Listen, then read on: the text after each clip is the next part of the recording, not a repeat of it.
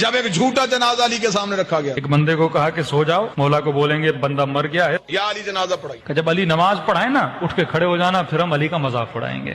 مسلمان شرارتیں نہیں چھوڑتا. تو ایک بندہ لیٹ گیا, جنازہ پڑھانے سے پہلے ہی علی نے کہا کون ہے اس کا جنازہ لے کے؟ یا علی ہمارا دوست تھا بیچارہ, اس کا انتقال ہو گیا ہے. امام نے کہا دیکھو کسی اور سے پڑھا لو, علی سے نہ پڑھاؤ. کہا نہیں یا علی آپ ہی پڑھائیں, نبی کے صحابی ہیں, آپ کا درجہ, آپ کا مقام. کہا دیکھو پھر کہہ رہا ہوں مجھ سے نہ پڑھاؤ, کیونکہ میں جب نیت کروں گا تو نیت یہی کروں گا نماز جنازہ پڑھا رہا ہوں. بہرحال انہوں نے اصرار کیا, مولا علی آ گئے. امام نے نیت کی, نماز جنازہ کی اور نماز پڑھانا شروع کر دی. یہ اس انتظار میں تھے ابھی اٹھے گا, ابھی اٹھے گا.